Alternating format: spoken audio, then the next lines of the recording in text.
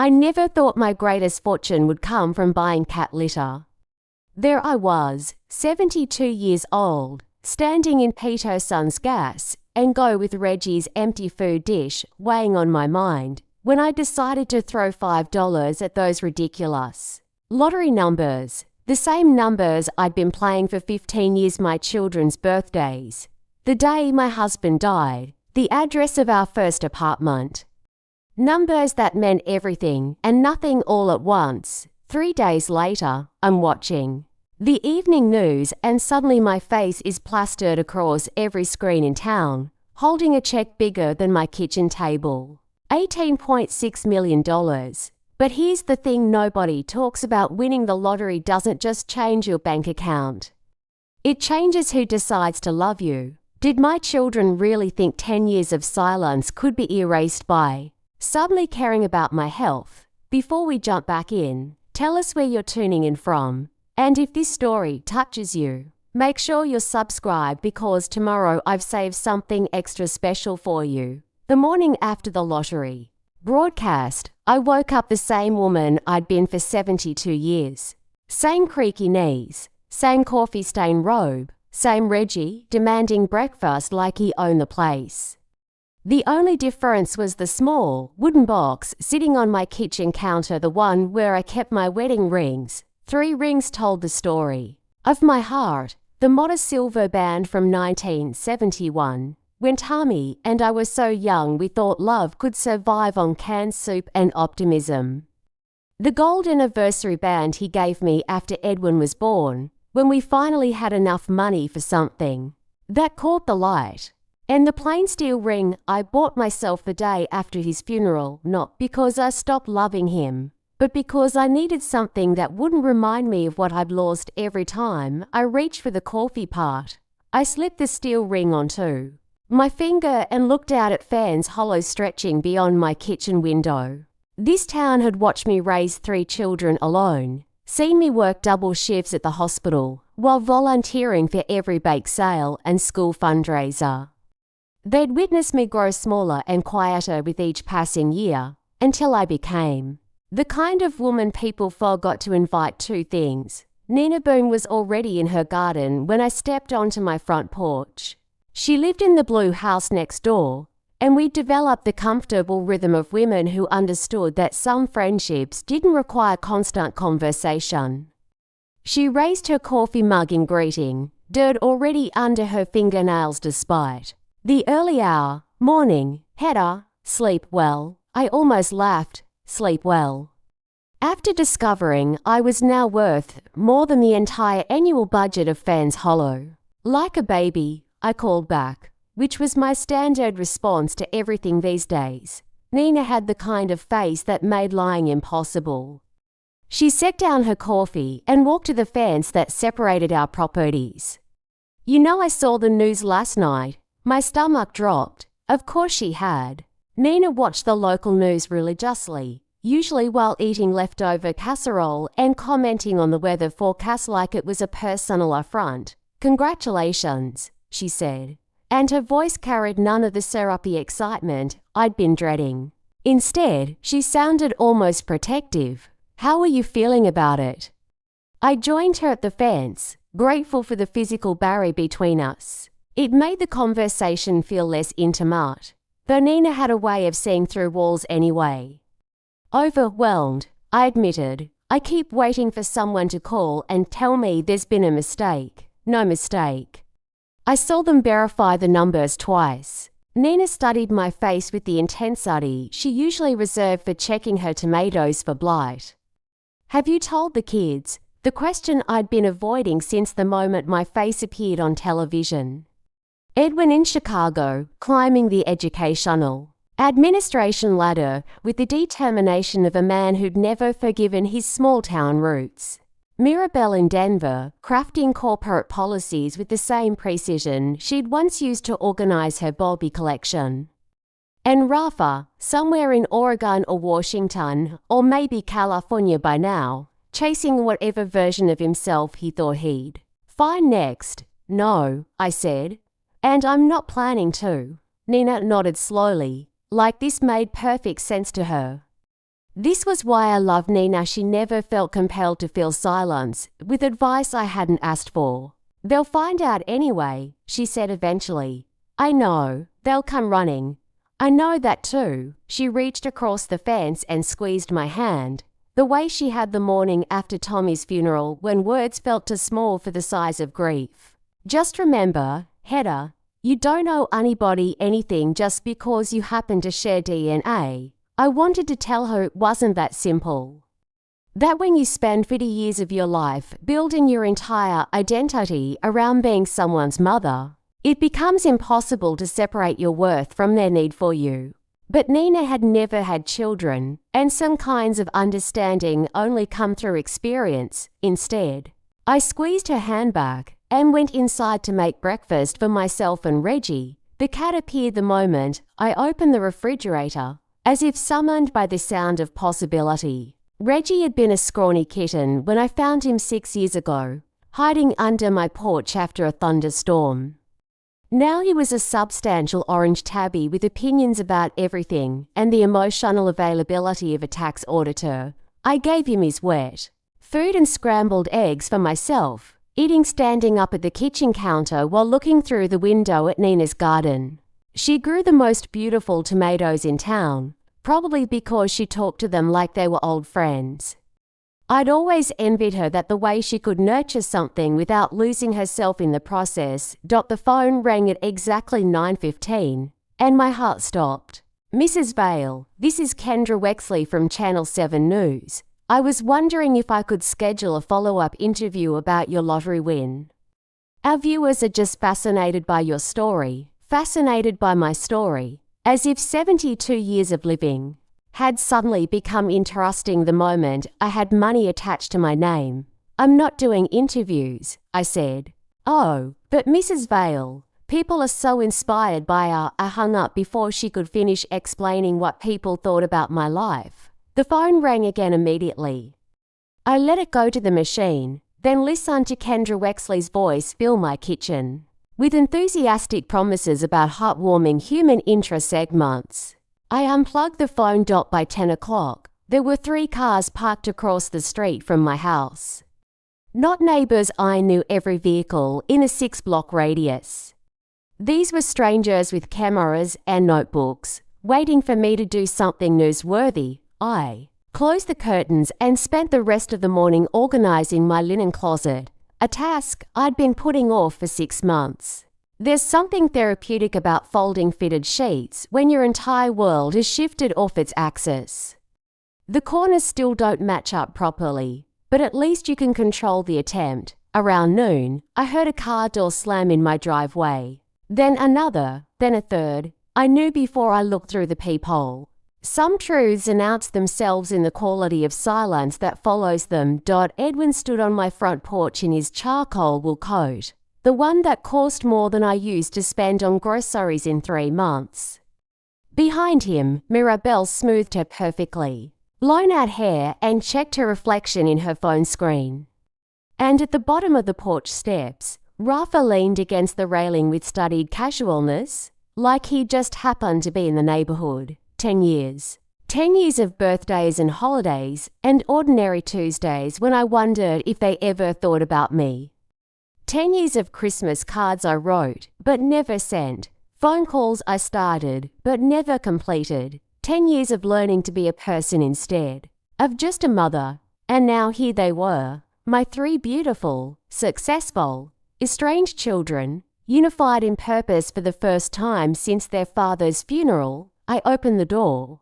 "Hello, Mom," Edwin said, and his smile was as politician perfect as I remembered. Surprise, they filled my living room like they'd never left, claiming spaces with the unconscious entitlement of people who'd once belonged there. Edwin settled into Tommy's old recliner, the chair I'd been meaning to reupholster for 8 years, but could never bring myself to touch. Mirabelle perched on the edge of the sofa, her posture so rigid she looked like she might snap in half. Rafa sprawled across the love seat with his legs hanging over the armrest, exactly the way he used to as a teenager. "You look wonderful, Mom," Mirabelle said.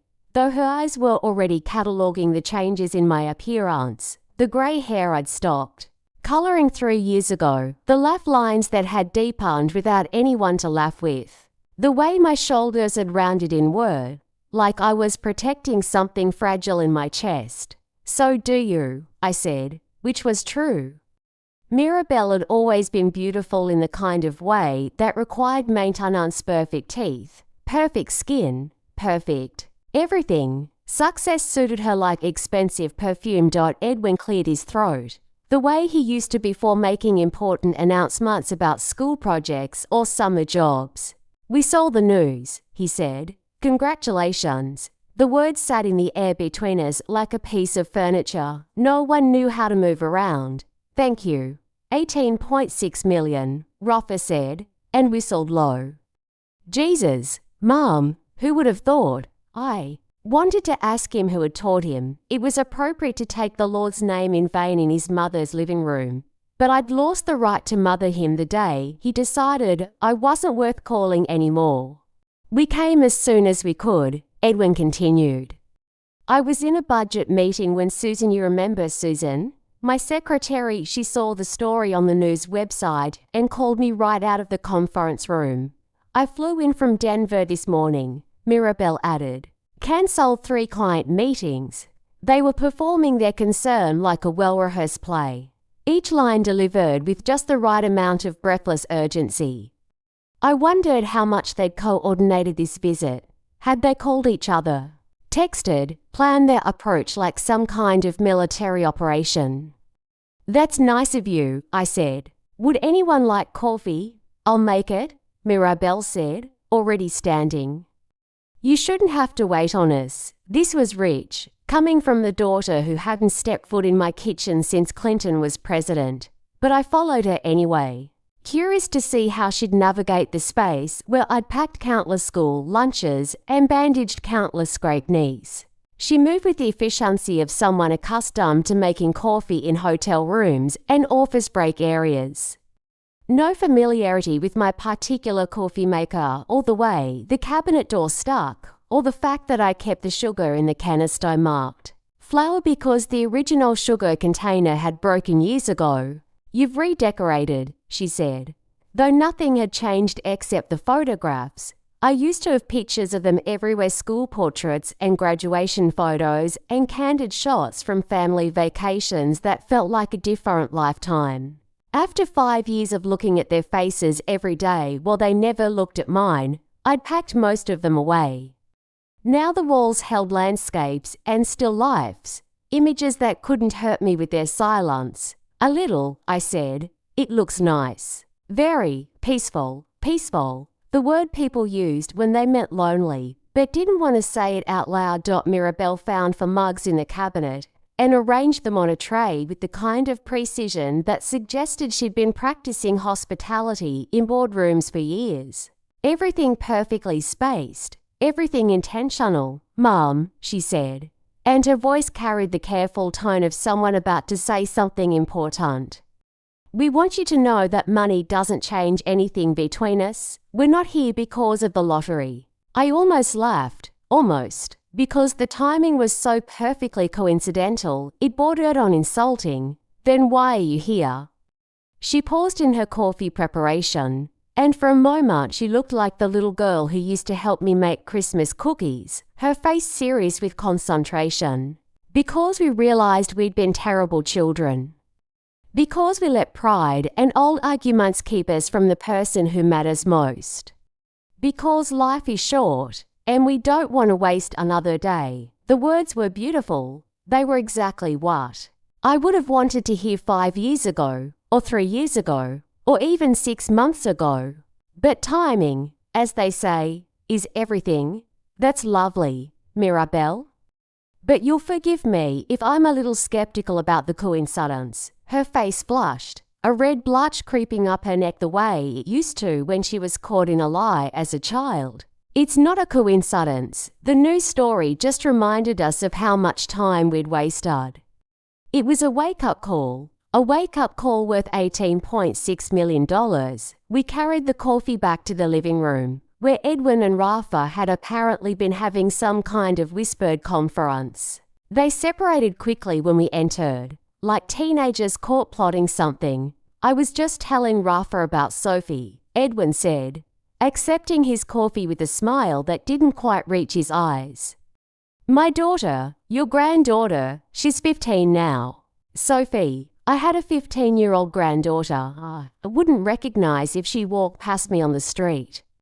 The last time I'd seen her, she was 5 years old and missing her front teeth. She's beautiful, Edwin continued, pulling out his phone to show me a picture. Honor roll student, plays violin. The girl in the photo looked like Edwin had at that age serious eyes and a stubborn chin. She was beautiful, and the sight of her made my chest ache with all the birthdays and recitals and ordinary moments I'd missed. She asks about you sometimes, Edwin said, which was probably a lie but a kind one. Does she?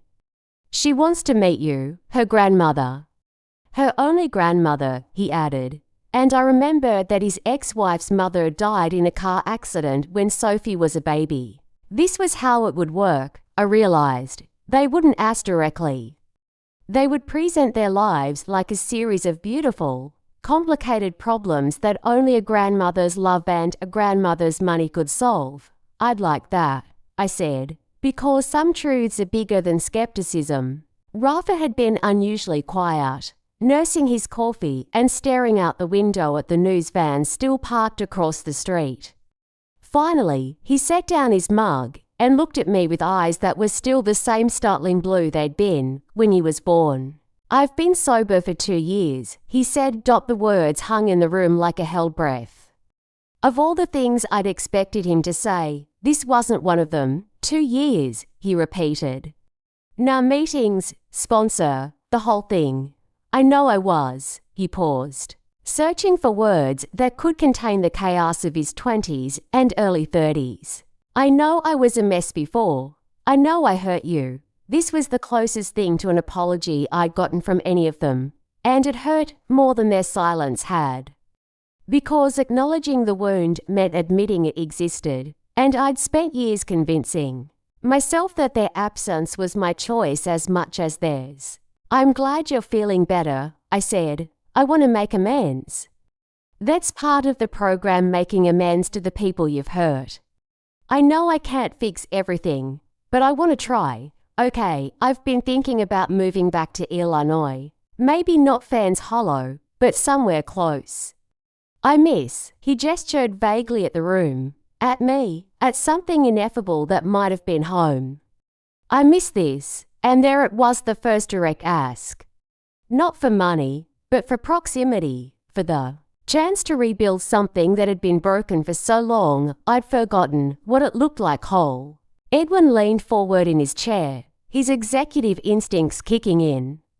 We've all been thinking about that, actually, about being closer to family. Mirabelle's company has offices in St. Louis, and I could probably find something in Springfield or Champaign. You want to move back to Illinois? I asked. We want to be part of your life again, Mirabelle said. All of us, we want to be a family, a family.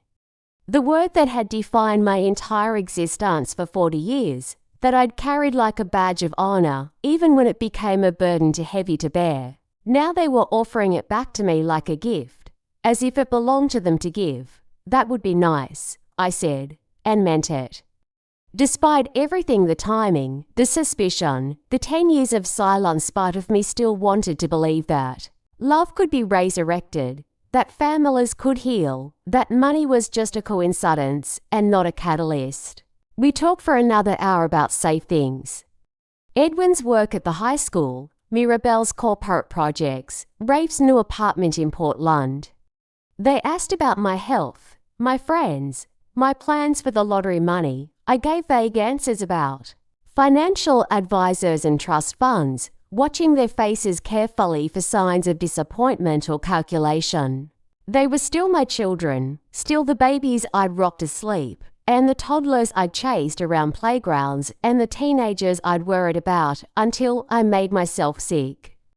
The love hadn't disappeared. It had just learned to protect itself. When they finally left, promising to stay in town for a few days, promising to call tomorrow, promising to figure out how to be a family again, I sat in the sudden quiet of my living room and tried to make sense of what had just happened. Reggie appeared from wherever he'd been hiding during the invasion, winding around my legs with the smugness of a creature who'd successfully avoided unwanted social interaction. "What do you think?" I asked him. Should I trust them? He gave me the look he reserved for questions that were beneath his intellectual capacity, then stalked away to judge me from his perch on the windowsill. Outside, the news vans were gone, but I could see lights on in the houses across the street. Neighbours peeking through curtains, wondering what it meant that the Vale children had come home. I picked up the photograph Edwin had left on the coffee table, a family picture from Sophie's birthday party last year. Edwin with his arm around a woman I didn't recognise, probably his new girlfriend. Sophie blowing out candles on a cake that looked professionally decorated. A life I hadn't been invited to share. But now, apparently, I was invited, now that I had something to offer beyond just love and the kind of grandmother wisdom that doesn't pay college tuition or mortgage down payments. I tucked the photograph into my purse and went to call Nina. Some conversations required the wisdom of a friend who loved you enough to tell you the truth, even when the truth was complicated. Nina was elbow deep in bread dough when I knocked on her kitchen door the next morning. She looked up through flour-dusted hair and immediately stepped aside to let me in. "Coffee's fresh," she said, nodding toward the part. "And before you ask, yes, I saw them leave yesterday." Nina's kitchen was the opposite of mine, chaotic and -1 in, with herbs drying from the ceiling and vegetables in various stages of preparation covering every surface. It smelled like rosemary and possibility. I poured myself coffee and settled at her kitchen table, which was scarred with years of chopping and kneading and the kind of honest work that leaves marks. "How did it go?" she asked, punching down the dough with more force than seemed strictly necessary. "About how you'd expect." Nina had perfected the art of the non-committal response. She could pack more judgment into a single syllable than most people managed in entire paragraphs. "They want to move back to Illinois, be closer to family, all of them." Apparently, Nina divided the dough into loaves with surgical precision. "And you believe them?" This was the question I'd been avoiding, the one that had kept me awake most of the night. Did I believe them? Or more accurately, did it matter whether I believed them? "I want to," I said. "That's not the same thing." "No, it's not." Nina's hands stilled in their work, and she turned to look at me with the kind of direct attention that made lying impossible. "Hedda, what do you want?" The question caught me off guard. When was the last time someone had asked me what I wanted? Not what I needed, not what would be best for everyone involved, but what I actually wanted for myself. "I don't know," I admitted. "I've spent so many years wanting them to come back that now that they're here, I don't know how to trust it." "Then don't what? Don't trust it." "Not yet." Nina resumed her kneading, her movement steady and rhythmic. "Trust is earned, not inherited, even from family. Especially from family." Before I could respond, my phone rang, unknown number, which these days usually meant reporters or financial advisors or people who'd suddenly discovered they were my long-lost best friends. "Don't answer it," Nina said, but something made me pick up anyway. Maybe curiosity, maybe masochism. "Mrs. Vale." "This is Calamu. I'm Nina's nephew." I looked at Nina, who was suddenly very interested in her bread dough. "Nina gave me your number." "I hope that's okay. I'm an accountant, and she thought you might want to talk to someone about ... Your recent windfall." An accountant. Of course, Nina had thought of practical matters while I was busy drowning in emotional complexity. "I don't need I specialize in lottery winnings," Callum continued. "Tax implications, investment strategies, asset protection. The kinds of things that can get overwhelming fast if you don't have the right guidance. Asset protection, the phrase made my chest tighten. Protection from what? From whom? Could we meet? He asked. Just to talk through your options, no obligation. I agreed to see him that afternoon, mostly because Nina was giving me the look that meant she'd already decided this was happening whether I cooperated or not. After I hung up, she dusted flour off her hands and sat across from me at the table. Callum's. Good people, she said. Honest, discreet. He put himself through college working 3 jobs, so he understands what money means to people who've never had it. You think I need protection from my own children? I think you need protection, period. Lottery winners make easy targets, and not just from strangers. The words hit harder than I expected. Easy targets. Was that what I was now? Telling and preparing this story took us a lot of time, so if you are enjoying it, subscribe to our channel. It means a lot to us. Now back to the story. They're my children, Nina, and you're their mother. But that doesn't mean your interests are automatically aligned. We sat in silence while the bread rose and the coffee grew cold. Outside, I could hear the distant sound of traffic on Main Street, the ordinary rhythm of a Tuesday morning in a town where nothing much happened. Until now, there's something else, I said eventually. Edwin has a daughter, Sophie. She's 15. Nina's face softened. Your granddaughter. I've never met her. Not really. She was 5 the last time I saw her. And now Edwin wants to introduce you. He says she asks about me. She probably does. Kids are curious about their family history, especially the parts that adults try to keep secret. The thought of Sophie asking questions about me, wondering about the grandmother who'd been edited out of her life, made my heart hurt in a way I hadn't expected. What if I'm wrong about them? I asked. What if they really do want to make amends? And I'm so paranoid about the money that I missed the chance to have a relationship with my granddaughter. Then you deal with that when it happens. But paranoia and caution aren't the same thing. Hedda, you can protect yourself and still leave room for love. Before I could ask her what that looked like in practice, we heard a car pulling into my driveway next door.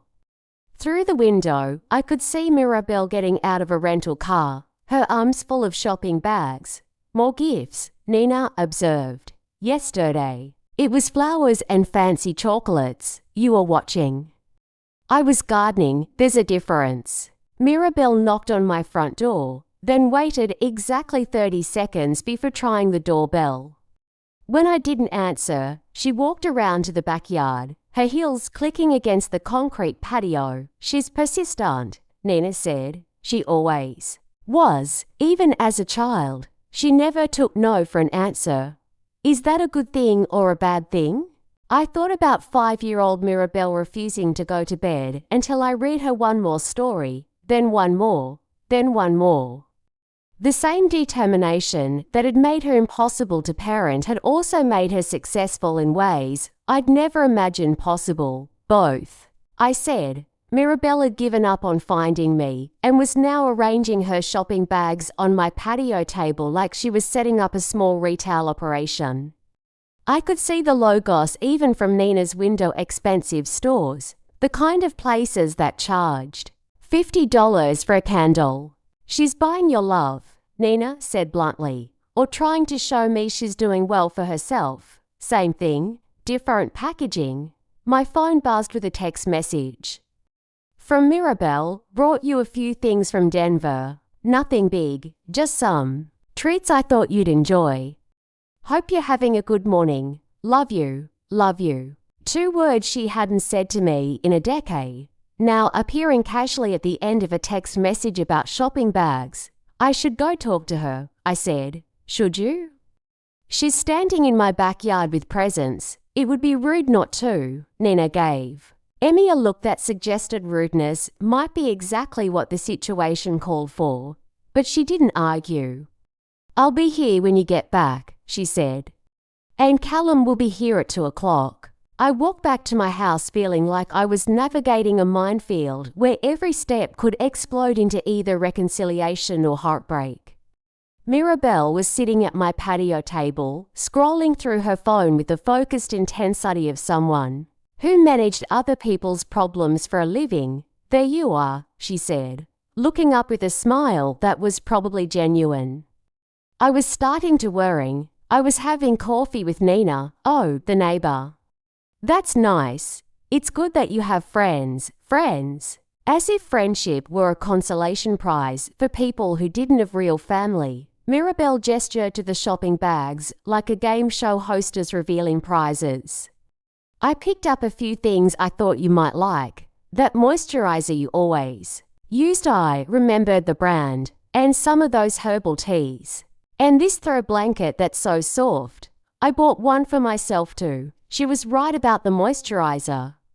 I'd been using the same brand for 20 years, buying it at the drugstore when it went on sale. She'd gotten the expensive version from some boutique that probably charged 3 times as much for the same formula. "Thank you," I said, because my mother had raised me to be polite even when I wanted to scream.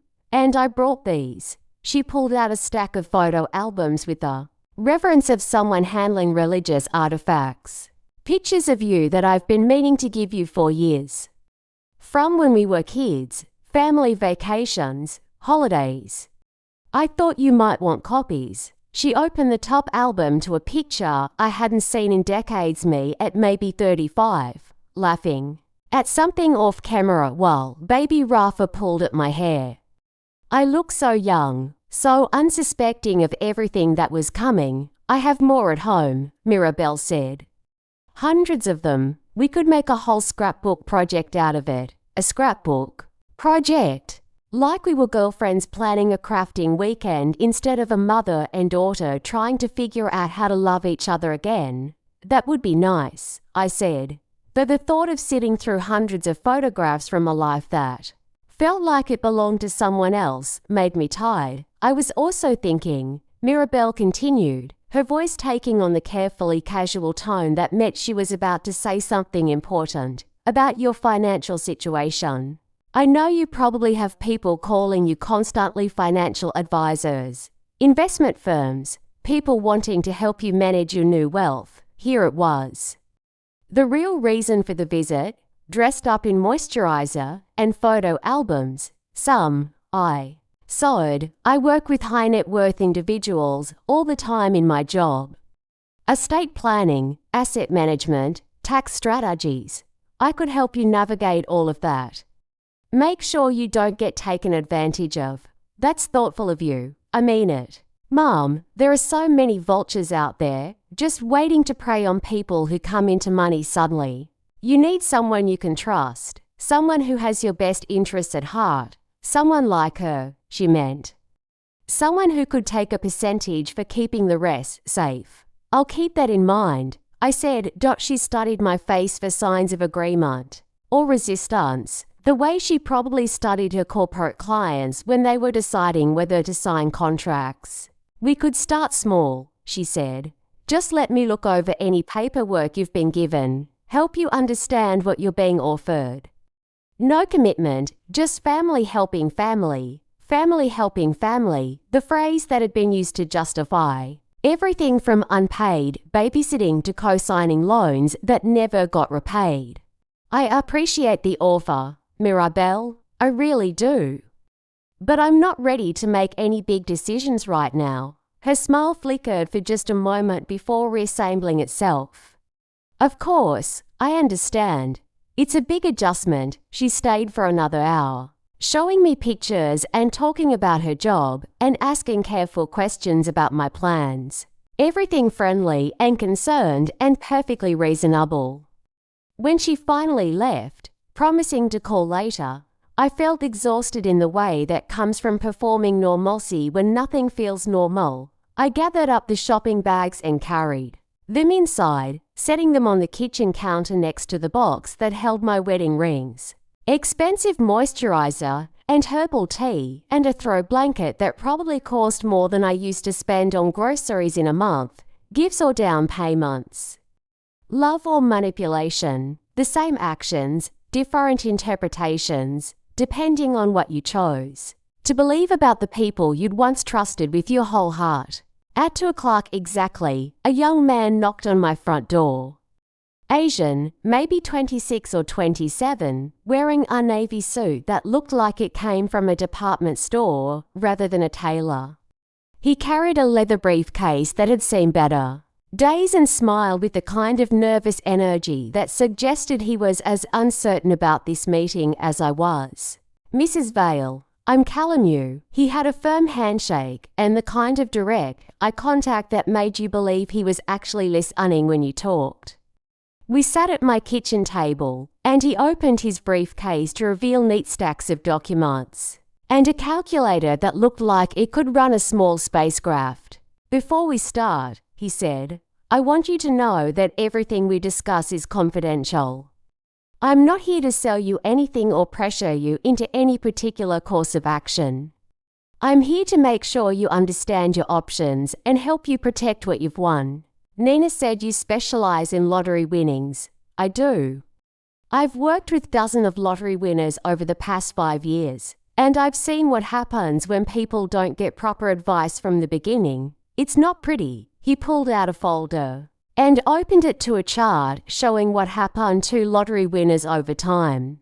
The statistics were depressing: bankruptcy rates, family breakups, substance abuse, even suicide. "The thing about sudden wealth," Callum said, "is that it doesn't just change your bank account.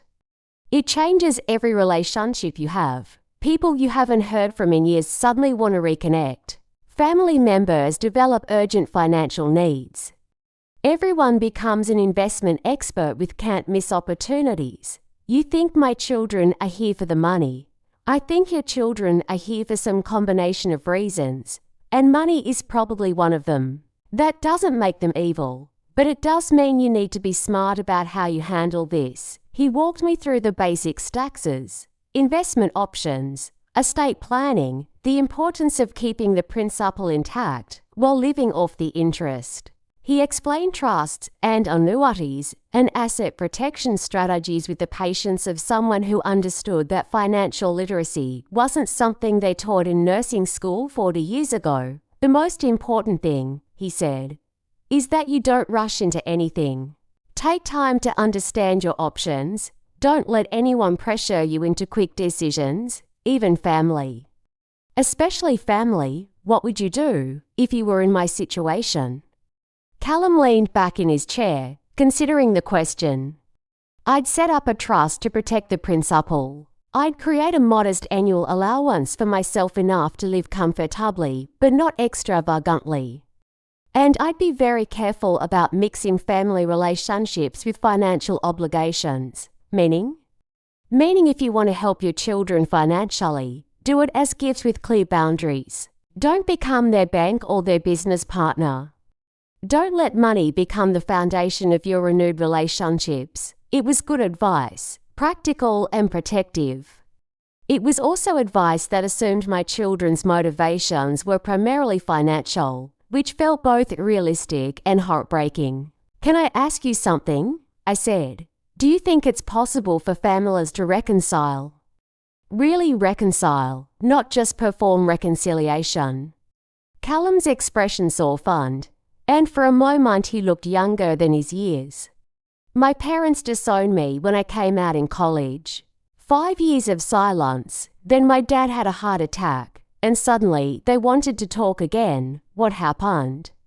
We talked, we cried, we figured out how to love each other despite our differences. But it took time, and it required all of us to be honest about why we'd stayed apart and what we really wanted from each other. And now we have lunch every Sunday, and they ask about my boyfriend like he's a real person instead of a phase I'm going through. It's not perfect, but it's real. That was what I wanted, something real instead of something performed. Something that could survive the loss of money as easily as it had survived the gaining of it." Callum left me with a folder full of information and his business card, along with a promise to call if I had any questions. After he was gone, I sat at my kitchen table and tried to imagine a future where love and money existed in the same space without cancelling each other out. Outside, I could see Nina in her garden, talking to her tomatoes with the kind of unself-conscious affection that made me jealous. She'd never had to worry about whether someone loved her for her money or her lasagna recipe or the way she remembered everyone's birthday. My phone rang, and Edwin's name appeared on the screen. "Hi, Mum, I was wondering if you'd like to have dinner tonight. Sophie's with me this week, and I thought it might be nice for you to meet. Sophie, my 15-year-old granddaughter who played violin and made on a roll and probably had no idea why her grandmother had been absent from her life for 10 years. I'd like that very much," I said. "Great. How about that Italian place on Main Street? 7 o'clock. After I hung up, I realised I'd agreed to a public dinner with my son and granddaughter in a town where everyone now knew I was worth $18.6 million. Every conversation would be monitored, every gesture analysed, every interaction interpreted through the lens of money and family drama. But Sophie was 15 and innocent of whatever calculations had brought her father back into my life. She deserved to know her grandmother, and I deserved the chance to know her. I spent the rest of the afternoon deciding what to wear to meet my granddaughter for the first time in 10 years. Everything in my closet felt wrong to fancy, too casual, too much like a woman trying to prove she was worth loving. Finally, I settled on a simple blue dress that Tommy had always said brought out my eyes. If I was going to meet my granddaughter, I wanted to look like myself. Even if I wasn't entirely sure who that was anymore, Tony's Italian restaurant had been Fans Hollow's fanciest dining establishment for as long as anyone could remember, which meant red checkered tablecloths and plastic grapes hanging from the ceiling. I arrived 15 minutes early and chose a corner table where I could see the entire restaurant without being on display myself. They walked in at exactly 7 o'clock. Edwin in his expensive coat, and beside him a tall girl with honey-coloured hair and her father's serious eyes. Sophie, my granddaughter. She was beautiful in the unself-conscious way of teenagers who haven't yet learned to doubt themselves. Her jeans were artfully ripped, her oversized sweater hung off one shoulder, and she moved with the loose-limbed grace of someone still growing into her body. "Grandma Hedda," she said when they reached the table, and her voice carried a question mark that broke my heart. As if she wasn't sure she had the right to call me grandmother. "Sophie." I stood to hug her, and she smelled like vanilla and possibility. "You're so tall, 5'7", and still growing, according to my dad." She glanced at Edwin with the kind of affectionate exasperation that suggested they had a good relationship. "He keeps buying me pants that are too short." We settled into our seats, and I tried not to stare at her face, trying to map the child I'd known onto the young woman sitting across from me. She had Edwin's thoughtful expression, but her mother's delicate features, and something entirely her own in the way she tilted her head when she was thinking. "I remember you," she said suddenly. "From when I was little, you used to make cookies that looked like animals." The memory hit me like a physical blow. Sugar cookies cut into shapes and decorated with coloured icing, a different animal for every grandchild's visit. Sophie had always asked for cats. "You like the orange ones," I said. "Cats with orange icing." "I still have one, the cookie cutter." Dad saved it when she trailed off, suddenly aware that she was approaching dangerous conversational territory. When we stopped seeing each other, I finished. "It's okay to talk about it, sweetheart. Sometimes families lose touch." Edwin shifted uncomfortably in his seat. "We're working on being better about that," he said. "All of us." The waitress appeared to take our drink orders, giving me a moment to study my son's face. He looked tired, in a way that had nothing to do with sleep, the kind of exhaustion that comes from carrying responsibilities you never asked for. "Dad told me you won the lottery," Sophie said after the waitress left. "That's so cool." Like, statistically impossible, but cool. Sophie's very interested in probability and statistics, Edwin said with the pride of a parent whose child has inherited the family brains. I want to study actuarial science in college, Sophie explained. Insurance mathematics. I know it sounds boring, but it's actually fascinating how you can predict risk patterns across large populations. She was 15 years old and talking about actuarial science with genuine enthusiasm. My granddaughter was a nerd, and I loved her instantly for it. That doesn't sound boring at all, I said. It sounds like you have a plan. Northwestern has one of the best programs in the country. That's where I want to go, Northwestern. An expensive school, the kind that required careful financial planning or substantial scholarships. I wondered if this was why Edwin had brought her to let me see what my money could accomplish, what futures it could fund.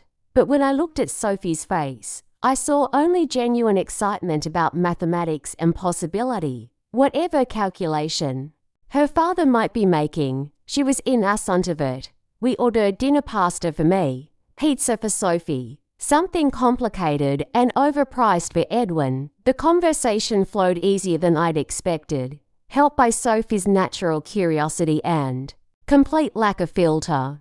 Dad says you were a nurse, she said. Did you like it? Most of the time? I liked helping people, though the hours were terrible when you kids were little. Were you sad when you had to stop working? Edwin looked like he wanted to intervene, but I shook my head slightly. Sophie's questions came from genuine interest, not manipulation. I admitted. I missed the work, miss feeling useful in that particular way. But I loved being home with you kids when we visited, Sophie repeated, and I could see her working through the implications. So you weren't around all the time when Dad was growing up. Your grandmother worked very hard to support us after your grandfather died, Edwin said quickly. She did an amazing job balancing everything. This was the first time in 10 years he'd acknowledged the difficulty of my situation, and it caught me off guard. For a moment, I glimpsed the boy who used to help me carry groceries and tell me about his day at school. It must have been hard, Sophie said with the matter-of-fact sympathy of someone too young to understand how much harder life can get. Being a single mom in the 70s, it was, I said. But I had you kids, and that made everything worthwhile, though. Words came out automatically, the kind of thing mothers are supposed to say. But as soon as I said them, I wondered if they were actually true. Had being a mother made everything worthwhile? Or had I just told myself that for so long that I'd forgotten to question it? Our food arrived, and we ate while Sophie told me about school and violin lessons and her best friend who was obsessed with Korean pop music. She was funny and smart and completely herself in a way that made me ache for all the conversations we'd missed. Can I ask you something? She said during a lull in the conversation. Of course. Why didn't we see you for so long? I mean, I know families sometimes have fights, but 10 years is a really long time. Edwin's foot paused halfway to his mouth. This was the question we'd all been avoiding, the elephant in the room wearing a tiara made of hurt feelings and stubborn pride. Sometimes adults make decisions that seem right at the time but turn out to be mistakes, I said carefully. And sometimes pride gets in the way of admitting those mistakes. But whose mistake was it? Out of the mouths of babes. She wanted accountability, not platitudes. I looked at Edwin, who was studying his pasta with intense concentration. He'd been the one to cut contact first, angry about some perceived slight that felt enormous at the time and meaningless now. But I'd been the one who let the silence stretch on, who'd stopped reaching out after enough rejection. It was all of our mistake, I said finally. We all chose pride over love, and we all paid the price for it. Sophie nodded like this made sense to her, which maybe it did. Teenagers understand the destructive power of pride better than most adults. Well, I'm glad you're talking again, she said. Even if it took a lottery ticket to make it happen. Edwin choked on his wine. Sophie, what? It's true, isn't it? You guys are here because Grandma won money. That doesn't mean it's bad. But we don't have to pretend it's a coincidence. My granddaughter was wise in ways that made me proud and sad in equal measure. Wise enough to see the truth, young enough to believe it could still lead somewhere good. You're right, I said. Your father and his siblings are here because of the lottery. But I'm here because I want to know you, and that has nothing to do with money. Good, Sophie said, and smiled, because I want to know you too.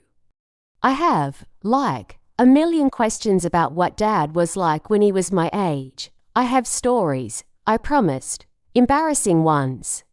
The most embarrassing, Edwin groaned, but he was. Smiling, for a moment, we looked like what we were supposed to be 3 generations of the same family, sharing dinner and stories and the kind of easy affection that grows naturally when people care about each other. But underneath the warmth, I could feel the weight of all the unspoken things. Edwin's financial troubles, whatever they were, Mirabelle's offer to manage my money, Rafe's recovery and his desire to move back to Illinois. The $18.6 million that had brought them all back to my table. After dinner, Edwin walked me to my car while Sophie waited by theirs, texting someone with the focused intensity of her generation. Thank you, he said, for tonight, for being so good with her. She's wonderful, Edwin. You've done a beautiful job raising her. He looked tired again, older than his 46 years. It hasn't been easy, the divorce, trying to balance work and parenting, worrying about college costs. There it was, college costs. The practical reality that lurked behind every parent's pride in their exceptional child. Northwestern is expensive, I said, very expensive. And her mother ... double quotes. He shook his head. Let's just say child support doesn't cover much when your ex-wife decides to pursue her art career full-time. I wanted to ask him directly, was this why he'd come back? Was Sophie's college fund the real reason for our reconciliation? But I was afraid of the answer, afraid it would taint the sweetness of the evening. I'm sure you'll figure something out, I said instead. He nodded, but I could see the whirring lines around his eyes deepening. 46 years old and facing the same financial pressures that had defined my life at his age. History repeating itself in ways none of us had planned. Mum, he said as I reached for my car door. I know the timing looks suspicious, all of us showing up right after your lottery win. And I know we have a lot of trust to rebuild, but I want you to know that seeing Sophie with you tonight, that was real. Her questions, her excitement about getting to know you that had nothing to do with money. I know, I said, and I did know. Whatever calculations had brought Edwin back, Sophie's affection was genuine, good, because I want her to have a grandmother. I want us to have a mother, and I'm willing to do whatever it takes to earn that back. He hugged me then, quickly and awkwardly, the way men hug when they're not used to physical affection. But his arms were solid around me, and for a moment I remembered holding him as a baby, when he was small enough to fall asleep on my chest. Driving home, I thought about Sophie's questions and Edwin's whirring lines and the way 3 generations of the same family could sit around a table and perform love so well that it almost felt real. The house was dark when I pulled into my driveway, but I could see Nina's porch light was still on. She was probably waiting to hear how dinner went, ready with advice I might not want to hear. I sat in my car for a few minutes, looking at the house that had sheltered my children's entire childhood and the first decade of their absence, 28 years in the same place, and I could count on one hand the number of times I'd seriously considered leaving. Now, suddenly, I had the money to go anywhere, do anything, be anyone I wanted to be. I could buy a condo in Florida or a cottage in Ireland, or apartment in Paris. I could travel or volunteer or go back to school. I could become the version of myself that existed independent of motherhood and sacrifice, and making do with less. But tonight, sitting in my driveway after dinner with my son and granddaughter, I realized that what I wanted most wasn't escape. It was clarity.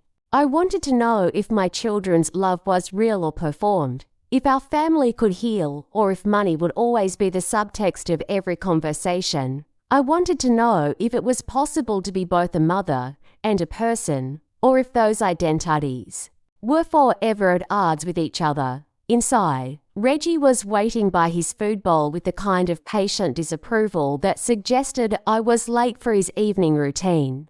I fed him and made myself tea, then sat at the kitchen table with Callum's folder spread before me. Trust funds and asset protection and investment strategies. Charts showing what happened to lottery winners who didn't plan carefully. Statistics. That reduced my $18.6 million to probabilities and risk assessments. But underneath all the practical considerations was a simpler question. What did I want my money to mean? Did I want it to be a bridge back to my children's love, or a test of whether that love had ever been real? Did I want it to fund their dreams, or teach them to fund their own? Did I want to be remembered as a generous mother or a cautious woman who'd learned to protect herself? I thought about Sophie's bright face across the dinner table, asking honest questions and expecting honest answers. She deserved a grandmother who was brave enough to tell the truth, even when the truth was complicated, especially when the truth was complicated. I put Callum's papers away and went to bed, but sleep was elusive. Through my bedroom window, I could see the lights of Fans Hollow spread out below me, the gas station where I'd bought my winning ticket, the hospital where I'd worked for 20 years, the school where my children had learned to read and write and dream of bigger things than small-town life. Tomorrow, I decided I would start making decisions based on what I wanted rather than what other people needed from me. It was a radical concept for a woman who'd spent 72 years defining herself through service to others. But $18.6 million had bought me more than financial security. It had bought me the luxury of choice, and for the first time in my life, I intended to use it. The next morning brought Rain and Rafa on my doorstep, holding a bouquet of grocery store flowers and wearing the kind of smile that had been getting him out of trouble since he was 3 years old. I brought coffee, he said, holding up a paper bag from the fancy coffee shop that had opened on Main Street 6 months ago. The good stuff. Remember how you always said you were going to try it, but never wanted to spend $8 on a cup of coffee? I remembered. I also remembered all the times he'd shown up with gifts when he needed money. Back when need and manipulation had blurred together into a pattern I'd finally learned to recognize. But it was raining, and he was my youngest child, and despite everything, I still felt the pull of maternal instinct when I looked at his face. "Come in," I said. He shook the rain from his jacket and followed me to the kitchen, moving with the careful grace of someone who'd learned to navigate the world while managing addiction. There was something different about him, a steadiness I didn't remember from before, a quality of attention that suggested he was actually present in his own life. "2 cream, 1 sugar," he said, preparing my coffee exactly the way I liked it. "Some things never change. Some things do," I said, accepting the cup. "You look good, Rafa, healthy." "I feel good. Better than I have in years, actually." He settled into the chair across from me, and I noticed he'd chosen coffee instead of the breakfast blend I usually served. Small signs of someone who was taking care of himself. Recovery isn't just about not drinking or using. It's about learning to live without needing to escape from your own life. And you've learned that. I'm learning it every day. He was quiet for a moment, staring into his coffee cup like it held answers to questions he was still figuring out how to ask. "I know I hurt you, Mum. I know I disappointed you. I know I used your love against you. And I know that for a while there, you probably wished I'd just disappear completely." The honesty of it took my breath away. No excuses, no explanations, just acknowledgement of the damage done. There were moments, I admitted, when you'd call in the middle of the night, drunk or high or in some kind of trouble, and I'd wish I could just change my phone number and pretend I never had a younger son. I don't blame you for that, but I never would have done it. Even at my angriest, even when I was exhausted from worrying about you, I never would have actually walked away, I know. That's what made it so easy to keep using you. I knew you'd always answer the phone, always were money, always believed that this time would be different. We sat in the rain-dimmed kitchen, drinking expensive coffee and talking about the ways love could become a trap for everyone involved. It was the most honest conversation I'd had with any of my children in years, possibly ever. Why now? I asked. Why come back now, after 2 years of sobriety? Why not stay in Portland and build whatever life you've been building there? Rafa set down his coffee cup and looked at me with eyes that were clearer than I remembered, because I realized that being sober means more than just not drinking. It means dealing with the wreckage I left behind. It means making amends to the people I hurt, and you're at the top of that list. The lottery money has nothing to do with it.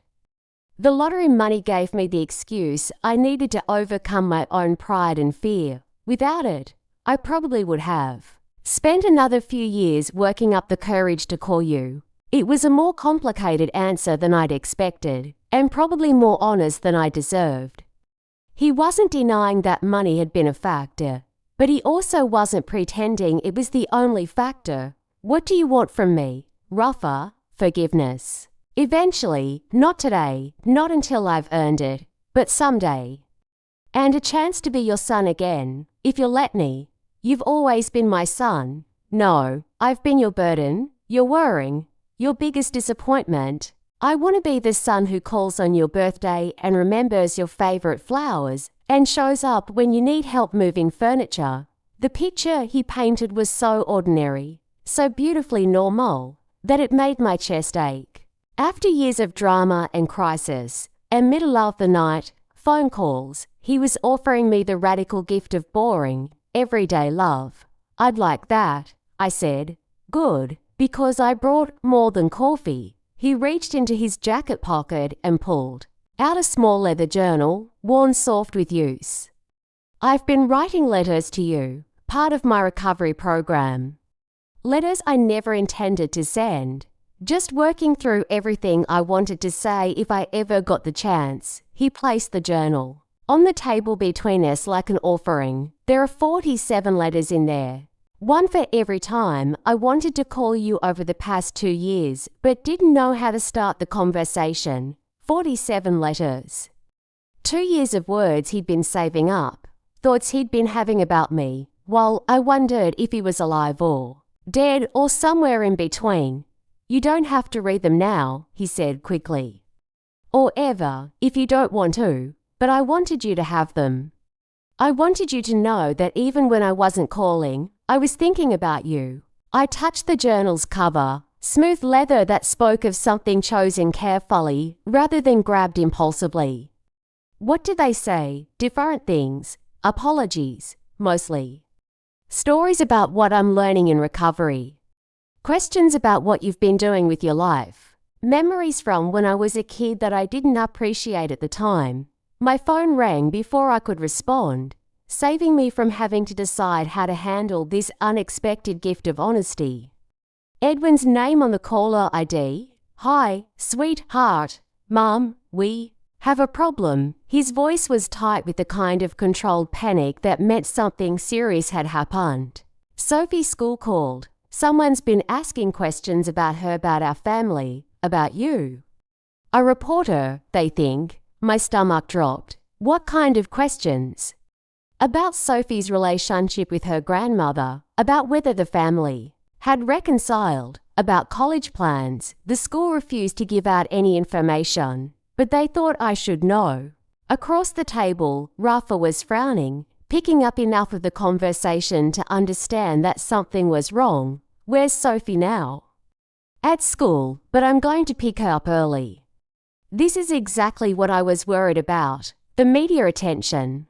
People trying to get to you through Sophie. Edwin, calm down. We'll figure this out, will we? Because this is what happens to lottery winners. Mom, their privacy disappears. Their families become targets. Every relationship gets scrutinized and turned into entertainment for people who have nothing better to do. He was spiraling into the kind of protective panic that had made him a good father, but also made him exhausting to reason with. I could hear Sophie in the background, asking what was wrong with the teenager's impatience for adult dramatics. Bring her here, I said. Both. Have you come here, and we'll talk about how to handle this. Are you sure that's safe? What if reporters are watching your house? Then we'll deal with them too. Sophie shouldn't have to hide because her grandmother won the lottery. After I hung up, Rafa leaned back in his chair and shook his head. Man, I didn't think about the media circus. That's got to be rough. You've been through this before. Not personally, but I've known people who came into money suddenly, musicians who hit it big, mostly. It's amazing how fast everyone becomes an expert on what you should do with your life. He was right. Since the lottery win, I'd fielded calls from financial advisors, reporters, distant relatives I hadn't heard from in decades, and at least 3 people claiming to be long-lost friends who needed help with medical bills. Edwin's worried about Sophie getting caught up in it, I said. He should be. Kids that age, they don't understand how to protect themselves from that kind of attention. And once a story gets out there, it takes on a life of its own. I thought about my 15-year-old granddaughter who wanted to study actuarial science and make animal-shaped cookies, suddenly becoming afoot. Note in her grandmother's lottery story. The idea made me angry in a way that surprised me with its intensity. I need to call Callum, I said, Nina's nephew. He's been helping me understand the financial implications, but maybe he knows something about media management too. Smart. Rafa said, and Mom, if you need someone to run interference, I'm good at dealing with pushy people. One of the few useful skills I picked up during my less respectable years. Before I could ask what that meant, a car pulled into my driveway, then another. Through the kitchen window, I could see Edwin's sedan and a white van with Channel 7 News painted on the side. Shit, Rafa said, then immediately looked apologetic. Sorry, but I was thinking the same thing. Just with more creative vocabulary. Edwin was out of his car before the engine stopped running, stalking toward the news van with the righteous anger of a father protecting his child. Sophie followed more slowly, her teenage mortification visible from 50 yards away. I opened the front door just as Edwin reached the van. Can I help you? He asked the reporter who was climbing out of the passenger side, his voice carrying the kind of deadly politeness that suggested violence was a real possibility. We're looking for Mrs. Henrietta Vale, the reporter said. A young woman with aggressive blonde highlights and the kind of bright smile that probably worked better on television than in person.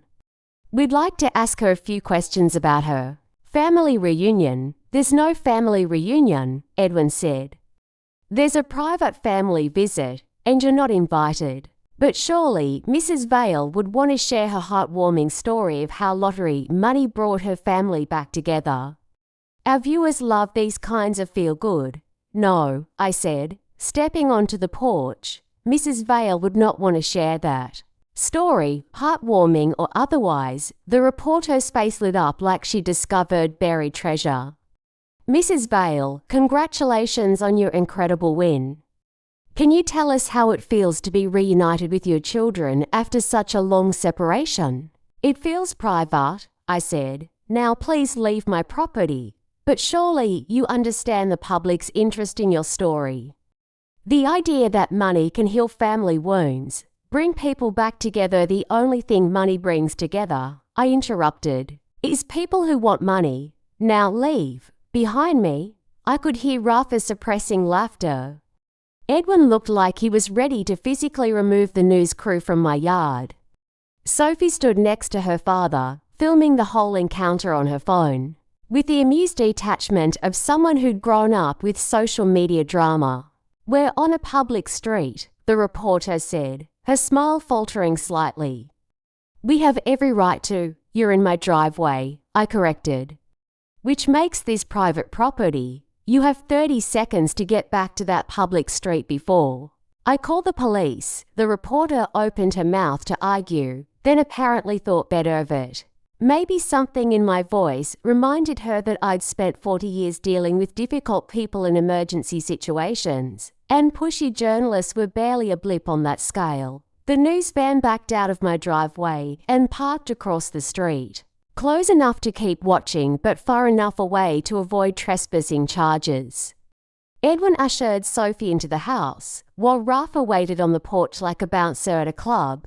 That was awesome, Grandma, Sophie said once we were all inside. You totally shut her down. Language, sweetheart. Sorry, Dad, but seriously, that was the coolest thing ever. She was all fake smiley, and you were like, nope, get off my lawn. Despite everything, I found myself smiling. There was something liberating about refusing to perform for cameras, about choosing privacy over publicity in a world that seemed to believe everything was public domain. They'll be back, Edwin said grimly, or others like them. This is just the beginning. He was probably right. The lottery story was already public. Now they wanted the family drama to go with it. And family drama, especially involving money and estrangement and reunion, was ratings gold. Maybe I should get a lawyer, I said. Maybe you should get several lawyers, Rafa suggested. Privacy law, estate planning, media management, you're going to need a team. I thought about Callum's warnings about lottery winners becoming targets. I'd been thinking about financial predators and get-rich-quick schemers. I hadn't considered that the predators might include journalists looking for content and the general public looking for entertainment. This is my fault, Edwin said, sitting heavily in Tommy's old chair. I should have been more careful about the timing. Coming here right after the lottery announcement, bringing Sophie, it looks exactly like what they think it is. What do they think it is? Sophie asked. Edwin and I exchanged glances. How do you explain to a 15-year-old that her father's reconciliation with his mother looks like a calculated grab for lottery money? How do you tell her that love and manipulation can wear the same face? They think we're here for money, Rafa said bluntly. They think our sudden interest in family relationships has more to do with Mom's bank account than her winning personality. Are you? Sophie asked, and the question hung in the air like a challenge. Edwin's face went through several expressions: anger, hurt, resignation, something that might have been relief. Yes, he said finally, partly. Your college fund isn't what it should be, and Northwestern is expensive. And when I saw Mum on the news, I thought ... double quotes. He trailed off, unable or unwilling to finish the sentence. You thought maybe Grandma could help, Sophie said matter-of-factly. I thought maybe your grandmother would want to help. There's a difference, is there? Out of the mouths of babes, again? My granddaughter was asking the questions I'd been afraid to ask, cutting through the polite fiction that money was incidental to this reunion. Sophie, Edwin said, his voice strained. It's more complicated than that. No, it's not, she said. Either you missed Grandma and wanted to see her, or you saw a chance to solve your financial problems. Which is it? Both, Edwin said. And the honesty of it seemed to surprise him as much as anyone. I've missed her every day for 10 years. And yes, when I saw the lottery story, I thought about college tuition and retirement savings and all the ways money could make our lives easier. I'm not proud of that, but I'm not going to lie about it either. Sophie looked at me then, her young face serious with the weight of adult complications. And how does that make you feel, Grandma? How did it make me feel? Hurt that money had been the catalyst for reconciliation, grateful that catalyst had existed, angry at the timing and suspicious of the motives, and hopeful despite everything that love might still be possible. Confused, I said honestly, and a little heartbroken. But not surprised. Good, Sophie said, nodding like this made perfect sense to her. Because if you were surprised, it would mean you didn't really know your own kids, and that would be sad. Sometimes wisdom comes from the most unexpected sources. My 15-year-old granddaughter had just articulated something I'd been struggling to understand. That knowing your children's flaws doesn't mean you can't love them anyway. So what happens now? Rafa asked, do we pretend the money doesn't exist? Do we all go back to our separate lives and leave Mom alone with her lottery winnings? Or do we figure out how to be a family again? Complicated motivations and all. It was the question that had been lurking underneath every conversation since they'd shown up on my doorstep. Could we rebuild something real, or were we destined to perform love while calculating its monetary value? Before anyone could answer, the phone rang again. This time it was Nina. Hedda, there are news vans on our street. And Callum's here, he says you called him. I'd forgotten about calling Callum in the chaos of reporters and family confrontations. Send him over, I said. And Nina, thank you. For everything. For what? For being the friend who loved me before I had money, and who'll probably love me after it's gone. There was a pause on the other end of the line. Hedda, honey, money comes and goes. Friends stick around through both. Now, stop being sentimental and let me send Callum over before those reporters figure out where you keep your spare key. Callum arrived 5 minutes later, carrying a briefcase and wearing the expression of someone who dealt with media circuses. Before, he nodded politely to Edwin and Rafa, shook Sophie's hand like she was an adult deserving of respect, and settled at my kitchen table like he belonged there. First things first, he said, opening his briefcase. We need to establish some boundaries. Media, family, financial advisors, everyone who wants something from you. Clear boundaries, consistently enforced. He pulled out several documents and spread them across the table. Privacy protection, media management, family financial policies. We can set up structures that protect your assets while still allowing you to help your family if you choose to. If I choose to, I repeated, your money, your choice. But let's make sure it stays that way. For the next hour, Callum walked us through options that hadn't occurred to me. Trusts that could fund education without giving direct access to cash.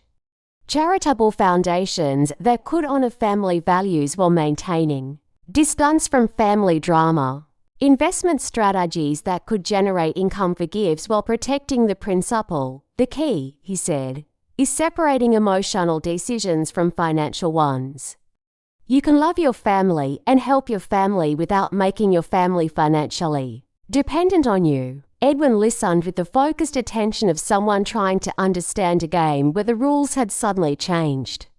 Rafa asked thoughtful questions about trust structures and tax implications. Sophie took notes on her phone, with the dedication of someone who planned to study actuarial science. By the time Callum packed up his papers, we had the framework for something that might work, a plan that acknowledged everyone's needs without requiring anyone to pretend those needs didn't exist. One more thing, Callum said as he reached the door, about the media attention. It'll die down eventually, but only if you stop feeding it.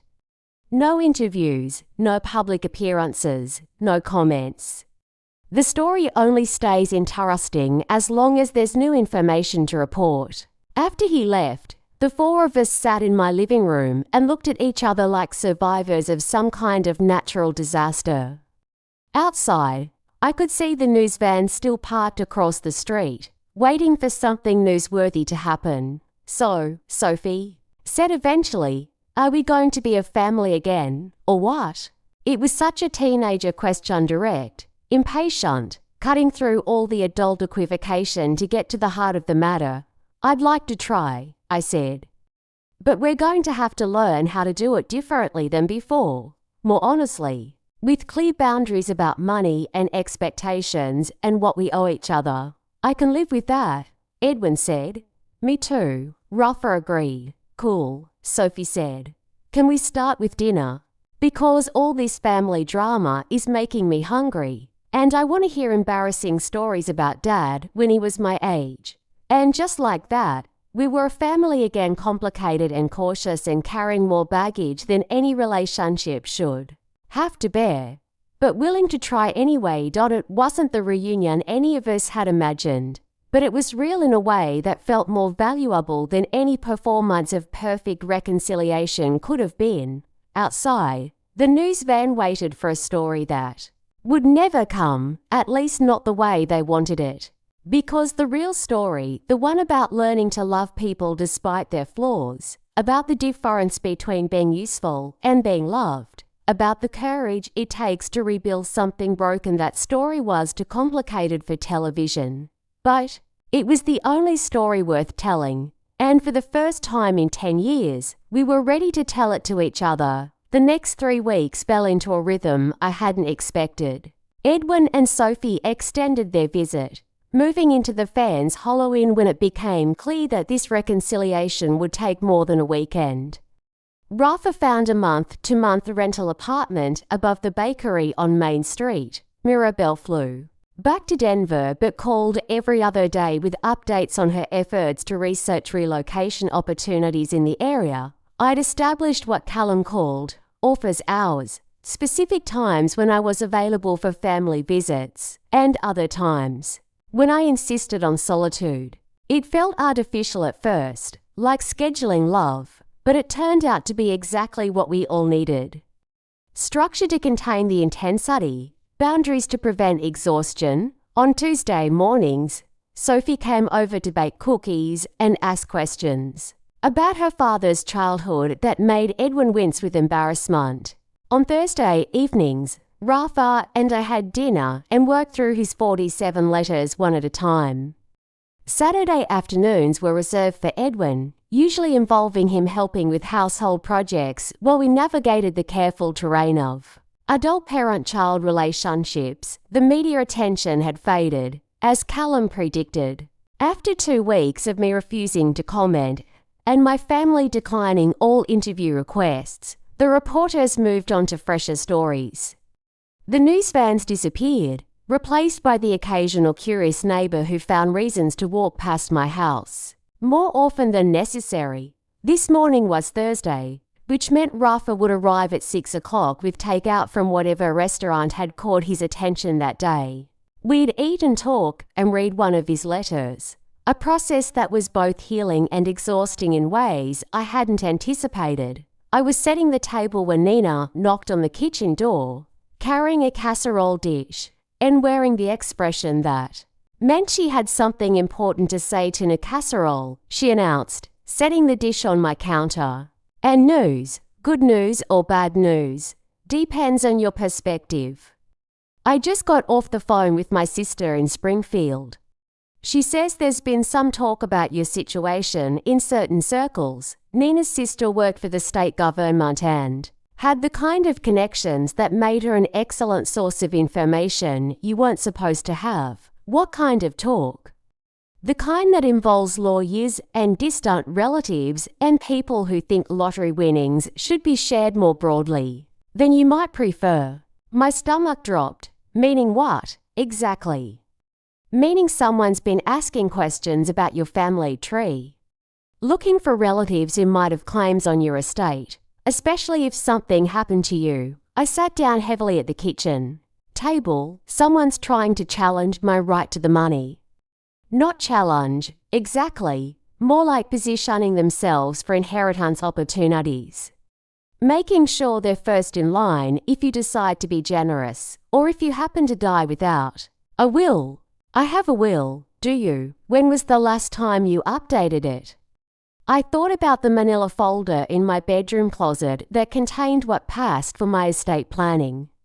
A simple will I'd written 15 years ago, leaving everything to my 3 children in equal shares, before I had anything worth leaving, before we'd become estranged, before $18.6 million had made my death a potentially lucrative event for people I'd never met. 15 years ago, I admitted. Then, "You need a new one, today, and probably a few other legal protections while you're at it." Before I could ask what other protections she meant, Rafa arrived with bags from the Thai restaurant in the next town over. He took one look at our faces and set the food down carefully. "What's wrong?" Nina explained about the distant relatives and inheritance positioning while Rafe's expression grew darker with each detail. "Vultures," he said when she finished. "I've seen this before. Not with lottery money, but with musicians who die suddenly. Distant family members crawling out of the woodwork, claiming relationships that never existed. But I'm not dead, I pointed out. "Not yet," Nina said grimly. "But money makes people think in terms of possibilities." The three of us sat around my kitchen table, eating pad thai and contemplating the ways that wealth could make your own death seem like a reasonable financial strategy to people you'd never met. "We need to call Callum," Rafa said. "This is exactly the kind of thing he was warning you about." I called Callum, who answered on the second ring despite it being after 7 o'clock. When I explained what Nina had learned, he was quiet for a long moment.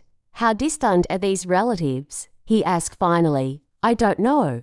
Nina's sister didn't have specific details, just rumors about people making inquiries. "Okay, don't panic. But don't ignore this either. Can you come to my office tomorrow morning? We need to update your estate planning immediately and probably set up some additional asset protection measures." After I hung up, the three of us finished dinner in contemplative silence. The Thai food was excellent, but it's hard to enjoy your meal when you're wondering if people you've never met are hoping you'll die soon. "I have an idea," Rafa said eventually.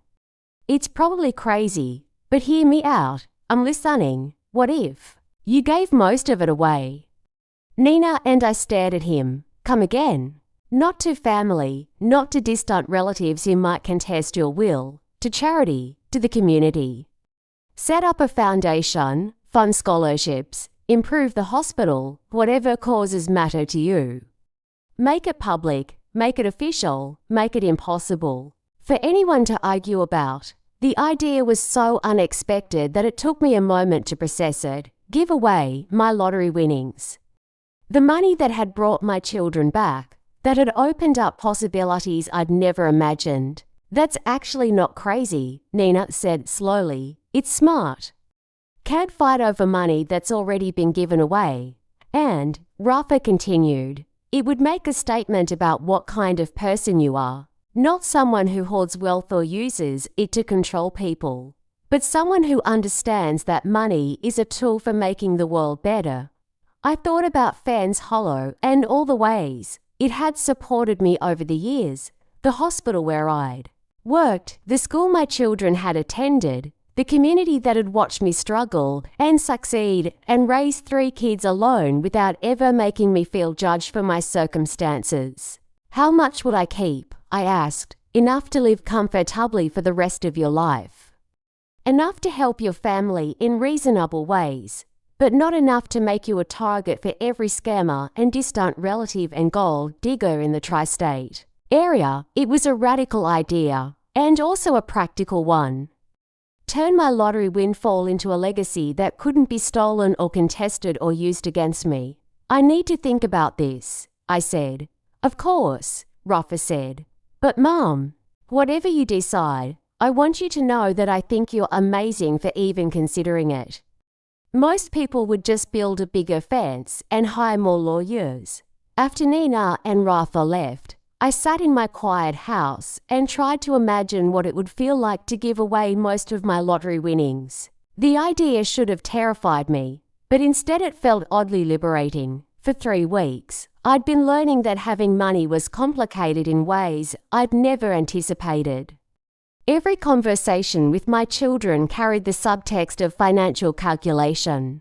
Every decision required me to consider not just what I wanted, but what message my choices would send about my willingness to be generous. What if I removed money from the equation entirely? What if I kept enough to be comfortable, but not enough to be manipulated? What if I used my windfall to create something bigger than personal wealth, something that would outlast me and matter more than any inheritance? I went to bed that night thinking about legacy and purpose and the difference between being rich and being significant. By morning, I knew what I wanted to do. Callum's office was in a converted Victorian house downtown, with high ceilings and hardwood floors that creaked in a way that suggested both history and solidity. He met me in the conference room, which was equipped with the kind of technology that made small-town legal work look deceptively sophisticated. Before we talk about estate planning, I said, I want to discuss something else. What would it take? To set up a charitable foundation. Callum's eyebrows rose slightly, but he didn't seem surprised. What kind of foundation? What causes? Education scholarships for local students. Medical equipment for the hospital. Maybe a fund for people facing financial emergencies, job loss, medical bills, that sort of thing. How much are we talking about? I took a deep breath. 15 million. Callum set down his pen and looked at me with the kind of attention usually reserved for people who just announced they were running for president. 15 million out of 18.6, he said slowly. That would leave you with roughly 3.6 million after taxes and foundation setup costs. Is that enough to live comfortably? Mrs. Vale, 3.6 million is enough to live very comfortably for the rest of your life, with enough left over to help your family in meaningful ways without making anyone financially dependent on you. We spent the next 2 hours working through the details. Foundation structure, board composition, grant-making procedures, tax implications. Callum explained everything with the patience of someone who understood that this wasn't just a financial decision, it was a statement about what kind of person I wanted to be. There's one thing you should consider, he said as we wrapped up. Once you announce this foundation, it's going to generate publicity. Good publicity, but publicity nonetheless. People will want to interview you about your philanthropic vision, your motivation for giving back to the community. More reporters. Different reporters. Human interest stories about local philanthropy rather than sensational stories about lottery winners and family drama, but still attention you might not want. I thought about the news vans parked outside my house, the invasive questions about my children's motivations, the way my private life had become public entertainment. What if I stayed anonymous? Anonymous foundations are certainly possible, but they're less effective for community engagement. People like to know who's behind charitable giving, especially at this scale. We scheduled another meeting for the following week to finalise the legal documents. As I left Callum's office, I felt lighter than I had since the lottery drawing. Not because I was giving away money, but because I was taking control of what that money would mean. Edwin was waiting on my front porch when I got home, wearing the expression of someone who'd been working up the courage to say something difficult. We need to talk, he said. We sat in the living room, and he pulled out his phone to show me a text message. I got this an hour ago. From my ex-wife. The message was short and to the point. Heard about your mother's lottery win. Sophie's college fund could use an upgrade. Let's discuss. She wants money, I said. She wants Sophie's future secured. Which isn't unreasonable, but the timing is ... double quotes. He shook his head. Everyone wants something. Mum, everyone has an opinion about what you should do with your money, and I'm tired of being part of that equation. What are you saying? I'm saying that maybe Rafa was right about keeping some distance. Maybe we should slow down this reconciliation, give you space to figure out your new life without having to factor in our needs and expectations. It was the opposite of what I'd expected him to say, and it caught me completely off guard. You want to leave? I want to give you the freedom to make decisions based on what you want rather than what you think we need. I want Sophie to know her grandmother because you genuinely want to know her, not because you feel obligated to fund her education. And if I want both. If I want to know her and help with college, then we'll figure that out when we get there. But right now, everything is tangled up with money and guilt and 10 years of missed birthdays. We need to untangle that before we can build something real. He was right. And I hated that he was right. Our reconciliation had been shadowed by financial considerations from the beginning, and we couldn't have honest relationships while those shadows remained. How long? I asked. I don't know, a few months. Long enough for you to establish a new normal, for us to prove that we can have independent lives that don't revolve around your bank account. It hurt more than I'd expected, this voluntary separation after we just found each other again. But it also felt necessary in a way that made me proud of the man my son had become. Sophie will understand. Sophie will probably insist on it. She's been watching all of us navigate this money thing, and she's smart enough to see that it's complicating everything. We hugged goodbye on my front porch, and I watched him drive away, knowing that this time, the separation was an act of love rather than abandonment. He was giving me the space to figure out who I was as a wealthy woman, and I was giving him the chance to prove that his love wasn't contingent on my financial support. That evening, I called Rafa and told him about my conversation with Edwin. Smart man, he said. Hard choice, but smart. What about you? Are you leaving too? No, but I'm changing the terms of my stay. No more family dinners. No more therapy sessions with your letters. I'm going to be your neighbour who happens to be your son. I'll call before I visit.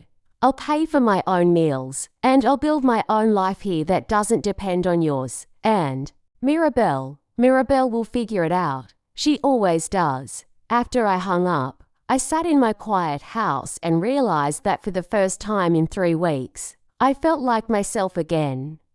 Not a lottery winner, not a mother being manipulated, not a target for distant relatives or reporters. Just Henrietta Vale, 72 years old, with enough money to live comfortably and enough sense to use it wisely. I called Callum and told him to proceed with the foundation paperwork. $15 million for the community that had raised my children and supported my life. $3.6 million for me. Enough for security and generosity without making me a target, and for the first time since I'd won the lottery. I went to bed feeling genuinely wealthy in ways that had nothing to do with money. The Fens Hollow Community Foundation was officially announced on a Tuesday morning in November, exactly 2 months after my lottery win. I'd asked Callum to handle the press release, thinking I could avoid the spotlight while still making the donation public. I was wronged up by 10 o'clock. My phone was ringing constantly. By noon, there were 3 news vans parked on my street. By 2 o'clock, the mayor was at my door with a bouquet of flowers and a photographer from the local newspaper. Mrs. Vale, Mayor Davidson said, beaming like I'd just solved every problem the town had ever faced. This is the most generous gift our community has ever received. We're absolutely overwhelmed by your kindness. The photographer snapped pictures, while the mayor shook my hand and presented me with a proclamation declaring it Henrietta Vale Day in Fens Hollow. I smiled and nodded and said all the appropriate things while internally calculating how long it would take to get back to my quiet, anonymous life. We'd love to have you serve on the foundation board, the mayor continued. Your guidance would be invaluable in determining how these funds should be distributed. I'd anticipated this request and prepared for it. I appreciate the offer, but I'd prefer to let the community decide how the money is used. The foundation has its own board, and I trust them to make good decisions, but surely you have opinions about priorities. Education, healthcare, infrastructure. I have opinions about everything, I said, which got a laugh from the photographer. But I've learned that the best way to give a gift is to let the recipients decide how to use it. After they left, I closed the curtains and unplugged the phone. The doorbell rang 6 more times that afternoon, but I ignored it. By evening, the news vans had moved on to other stories, leaving me with a stack of thank you cards from local organisations and the satisfied exhaustion that comes from doing something difficult and necessary. Nina appeared at my kitchen door. around 7 o'clock, carrying a bottle of wine and wearing a grin that suggested she'd been enjoying the afternoon's chaos. "So," she said, settling at my kitchen table, "you're famous again, temporarily. It'll die down, maybe. But Hedda, what? You did today $15 million to the community that's not going to be forgotten anytime soon." We opened the wine and toasted to community foundations and smart financial planning and the particular satisfaction that comes from confounding people's expectations. "I had lunch with Edwin today," Nina said after her second glass. "He's proud of you." "He is very proud." Said it was exactly the kind of thing his mother would do, practical and generous and completely unexpected. "Where is he?" "I thought he'd call after the announcement." I called Callum back and asked him to verify the Morrison family's documentation and research the legal implications of honouring their claim. If this was legitimate, I wanted to handle it properly. If it was a scam, I wanted to know that too. But as I went to bed that night, I already knew what I was going to do. My father had been a man who kept his promises, and I was his daughter. $1 million was a lot of money, but it wasn't worth more than the kind of person I wanted to be. The real question wasn't whether I'd honour my father's promise. The real question was whether I had any more family obligations I didn't know about, and how many more surprise visits I could expect from people with legitimate or illegitimate claims on my lottery winnings. I fell asleep wondering if generosity was really as simple as I'd thought, or if every gift came with complications. I hadn't anticipated, 3 months later, I was sitting in the Fans Hollow Community Centre, the building that had been renamed in my honour despite my repeated protests, watching the first round of scholarship recipients receive their awards. 12 local students, heading to colleges and trade schools with their tuition fully funded by the foundation. Sophie was among them, having been selected based on her academic merit and her essay about using actuarial science to address income inequality. She sat in the front row next to her father, both of them beaming with pride that had nothing to do with family connections and everything to do with her own accomplishments. Edwin had moved back to Illinois permanently, taking a position as superintendent of schools in a district 30 minutes from Fans Hollow. Close enough for regular visits, far enough to maintain the independence we'd both learned to value. He'd insisted that Sophie apply for the scholarship like any other student, with her identity hidden from the selection committee until after decisions were made. Rafa had been sober for 2 years and for months now, and had surprised everyone by opening a small music studio in his apartment above the bakery. He gave guitar lessons to local kids and helped the high school with their annual musical production. He paid his own rent, bought his own groceries, and called me twice a week to check in like a normal adult son. Mirabelle had eventually been hired by the foundation as a part-time consultant, but only after a 6-month waiting period and a competitive interview process. She'd been furious about the delay, but the distance had been good for both of us. By the time she started working with the foundation, our relationship had found its footing again. The Morrison family claim had turned out to be legitimate, and I'd honoured my father's 50-year-old promise with a payment of $3.8 million. It had left me with less money than I'd originally planned to keep, but it had also given me something more valuable, the knowledge that I was the kind of person who kept her family's word, even when it cost her. Mrs. Vale, Janet Morrison, the foundation director, not the Morrison family claimant, appeared at my elbow. "The photographer from the newspaper would like a picture with you and the scholarship recipients." I'd learned to accept a certain amount of public attention as part of managing a large charitable foundation. Not because I enjoyed it, but because visibility helped with fundraising and community engagement. I posed for pictures and answered questions about the foundation's first year, trying to project the kind of dignified philanthropy that encouraged other donors. After the ceremony, I walked home through downtown Fans Hollow, past the new medical equipment at the hospital and the updated playground at the elementary school, and the small business loans that had helped 3 new shops open on Main Street. $15 million had gone further than I'd expected, touching the community in ways I was still discovering. Nina was waiting on my front porch with a bottle of champagne and a grin that suggested she'd been planning this ambush. "Congratulations," she said. "1-year anniversary of becoming the most famous lottery winner in Illinois." "I'm not famous anymore. You're famous in the ways that matter. Famous for doing the right thing with your money. Famous for keeping your family's promises. Famous for figuring out how to be generous without being stupid." We sat on my porch swing and drank champagne while watching the sunset paint the sky over Fens Hollow. A year ago, I'd been an invisible woman in a small town, worried about heating bills and wondering if my children would ever speak to me again. Now I was a philanthropist with a foundation named after me, a family that visited regularly but didn't depend on me financially, and enough money to live comfortably without being a target for every scammer and distant relative in the Midwest. "Any regrets?" Nina asked. I thought about the question seriously. Did I regret giving away most of my lottery winnings? Did I regret the complications that money had brought to my family relationships? Did I regret the year of media attention and legal negotiations and learning to say no to people who thought my wealth obligated me to solve their problems? No, I said finally. No regrets? It's been complicated, but it's been real, and real is better than simple, even with the Morrison family claim. Especially with the Morrison family claim. I learned something important about myself when I honored my father's promise.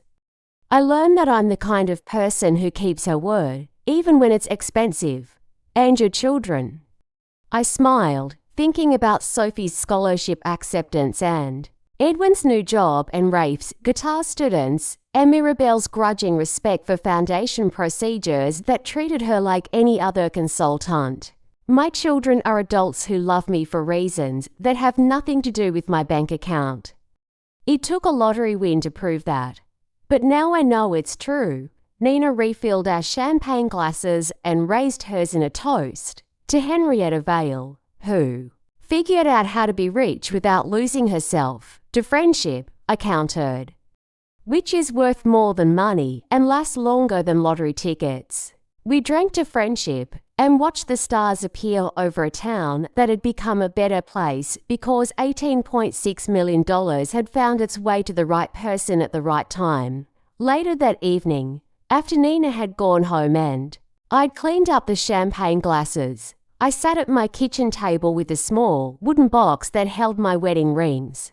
3 rings that told the story of my heart.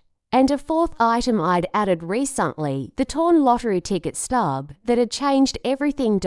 Not because of the money it had won, but because of what I'd learned about myself in the process of deciding what to do with that money. I'd learned that I was braver than I'd thought, more generous than I'd expected, and stronger than anyone had given me credit for. I'd learned that family love could survive both poverty and wealth, but that it required constant tending to remain authentic. I'd learned that keeping promises mattered more than keeping money, and that the best gifts were the ones that empowered recipients rather than creating dependence. Most importantly, I'd learned that being needed and being loved were different things, and that I could be both a mother and a person without sacrificing either identity. At 72 years old, I'd finally figured out how to want something for myself. Not just security or comfort or my children's affection, but purpose and agency and the satisfaction that comes from using whatever power you have to make the world a little better than you found it. Reggie appeared from wherever he'd been hiding during the evening's festivities, winding around my legs with the smug satisfaction of a cat who'd successfully avoided a house full of strangers. I picked him up and carried him to the living room, where we settled into Tommy's old recliner to watch the late news. The lead story was about a factory closure in the next county, followed by a feel-good piece about a local high school's robotics team. My scholarship ceremony rated a brief mention toward the end of the broadcast, along with footage of me shaking hands with students whose futures were a little brighter because of choices I'd made with money I'd never expected to have had. Been a year of learning that luck was just opportunity wearing a disguise, and that the most important decisions weren't about what you got, but what you did with it once you had it. I fell asleep in Tommy's chair with Reggie purring on my lap, and the satisfied exhaustion that comes from a life well lived spreading through my bones. Outside, fans hollow settled into the quiet rhythm of a small town, where good things sometimes happen to people who'd spent their whole lives quietly doing the right thing. Tomorrow would bring new challenges, foundation business to manage, family relationships to nurture, and the ongoing project of figuring out how to be wealthy without losing the qualities that had made me worthy of wealth in the first place. But tonight, I was exactly where I belonged, in my own house, in my own chair, surrounded by evidence that $18.6 million had been put to good use by a woman who'd finally learned the difference between being lucky and being blessed. Up next, we have two more incredible stories that are waiting for you. Just click the image you want to watch, and it will take you there. If you enjoyed this video, make sure to subscribe. It would mean a lot. He and Sophie drove back to Chicago this morning. Said they wanted to give you space to enjoy your moment without feeling like you had to manage their reactions. It was thoughtful of him, and also a little sad. My son was so determined to prove his love wasn't contingent on my money that he'd removed himself from celebrating what might be the most significant thing I'd ever done. What about Rafa? Rafa sent flowers to the foundation office with a note that said, "From your biggest fan, who happens to be your youngest son." I thought that was sweet. It was sweet. It was also proof that my children were learning to navigate this new dynamic with more grace than I'd given them credit for. And Mirabelle. Nina's expression shifted slightly. Mirabelle called the foundation office this afternoon. Asked to speak with you about consulting opportunities. My heart sank. Of course Mirabelle would see the foundation as a business opportunity. Of course she'd find a way to insert herself into my philanthropy. What did you tell them? Nothing. It wasn't my call to take. But Hedda, you should probably think about how you want to handle family members who might want to get professionally involved with your foundation. She was right. I'd created the foundation partly to separate my money from my family relationships. But that separation would only work if I enforced it consistently. I called the foundation office the next morning and spoke with Janet Morrison, the retired school principal who'd agreed to serve as executive director. "Mrs. Vale, I'm so glad you called. We've been overwhelmed by the response to yesterday's announcement. Grant applications, volunteer offers, media requests. It's wonderful, but a bit chaotic. I'm sure you'll manage beautifully. But Janet, I need to discuss something with you. I may have family members who approach the foundation about employment or consulting opportunities. I want you to know that any hiring decisions should be made based solely on qualifications and need, not on family relationships. Of course, though I have to say, your daughter sounds very qualified. MBA, corporate experience, non-profit consulting background, she's qualified. She's also my daughter, which complicates things. If the foundation needs her skills, and if she's the best candidate for the position, then by all means hire her. But please don't feel pressured to include her because of family connections. Understood? And Mrs. Vale, thank you again for this incredible gift. You've changed our community's future in ways we're just beginning to understand. After I hung up, I realized that creating the foundation had solved one problem but created another. I'd wanted to remove money from my family relationships, but that was only possible if my family cooperated with the removal. If they found ways to access the foundation's resources, we'd be right back where we started. The phone rang as I was contemplating this dilemma. Callum's name on the caller ID. "Good morning, Mrs. Vale. I hope you're recovering from yesterday's media attention, slowly but surely. What can I do for you? Actually, I'm calling with news that might interest you. Remember those distant relatives who were making inquiries about your estate? Yes, they've apparently lost interest. My contact at the probate court says the questions stopped completely after your foundation announcement. I almost laughed. Of course they'd lost interest. Hard to contest an inheritance that's been given away to charity. So the foundation served its purpose in more ways than one. Exactly. You've effectively made yourself a much less attractive target for inheritance schemes and questionable family claims. Good. Though I have a new problem. My daughter wants to work for the foundation. That's tricky. Legally, there's nothing preventing family members from being employed by your foundation, but it does create potential conflicts of interest. What would you recommend? Clear policies about family involvement, disclose to all board members. Maybe a waiting period, no. Family employment for the first year or two while the foundation establishes its procedures and culture. It was good advice, though I suspected Mirabelle wouldn't appreciate being asked to wait 2 years for a job opportunity. I spent the rest of the morning working in my garden, pulling weeds and thinking about the unexpected consequences of generosity. I'd given away $15 million to simplify my life, but simplicity seemed more elusive than ever. Around noon, a car pulled into my driveway. Not a news van this time, but a silver sedan I didn't recognize. A woman got out, blonde, probably 45, wearing a business suit that suggested she wasn't from Fans Hollow. She knocked on my front door with the confident rhythm of someone accustomed to getting answers. Mrs. Bale, I'm Jennifer Morrison, attorney for the Morrison Family Trust. I represent the children of your late cousin, Robert Morrison. Late cousin, Robert Morrison. I searched my memory and came up with a vague recollection of a second cousin I'd met twice at family funerals decades ago. I'm sorry, I don't understand. What can I do for you? We hear about your lottery winnings and the recent foundation announcement. The Morrison family believes there may have been an informal agreement between Robert and your father about sharing any significant windfall that came to either branch of the family. I stared at her, trying to process what I was hearing.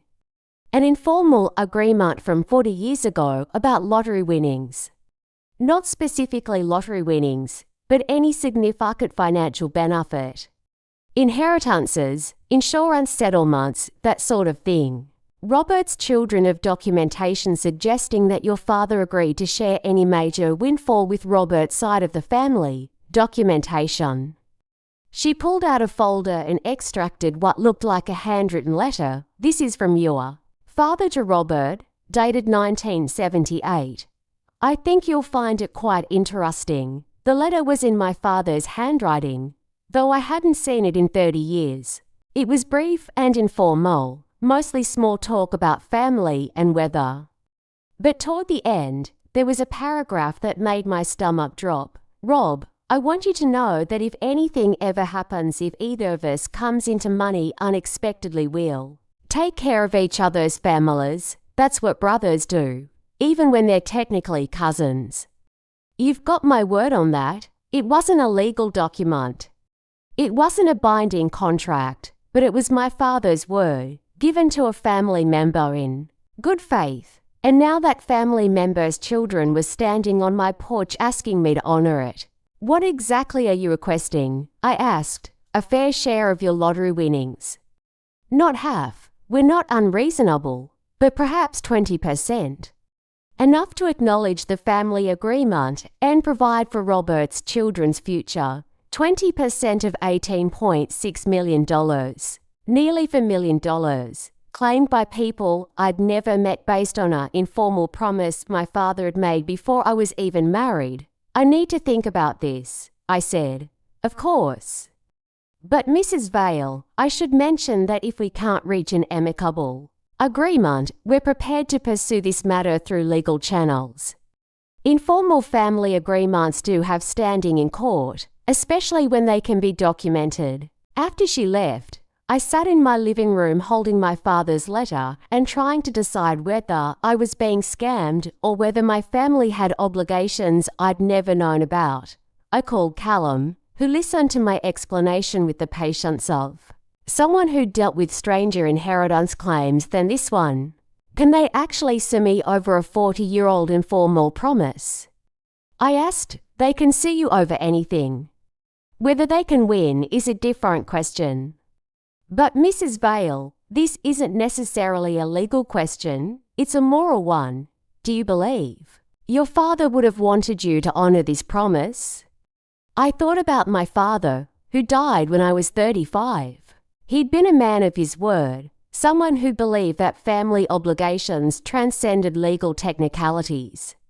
If he'd promised to share a windfall with cousin Robert's family, he would have expected me to honour that promise. Probably, I admitted. Then you have to decide what that means to you. You've already given away most of your lottery winnings to charity. Does this change your calculation? I don't know. Maybe. But Callum, how do I know this is legitimate? How do I know they're not just opportunists who heard about my lottery win and decided to try their luck? You investigate. You verify the documentation, research the family connection, maybe talk to other relatives who might remember discussions about this alleged agreement. I spent the rest of the afternoon on the phone with elderly aunts and second cousins, trying to piece together family history I'd never paid much attention to. By evening, I had confirmation that my father and Robert Morrison had indeed been close, that Robert had helped my father through a difficult financial period in the late 70s, and that the kind of informal family agreement described in the letter was exactly the sort of thing both men would have taken seriously, which meant I probably did owe Robert Morrison's children some portion of my lottery winnings. Even though they were strangers to me, and their claim was based on a handwritten letter from decades ago, I called Nina, who listened to my explanation, and then said exactly what I'd expected her to say: family obligations don't have expiration dates. Heather, if your father made a promise, and if you're able to keep it, then you probably should, even if it means giving away another $1 million. Even then, money's just money. Your father's word was his bond. She was right. And I knew she was right, which didn't make the decision any easier.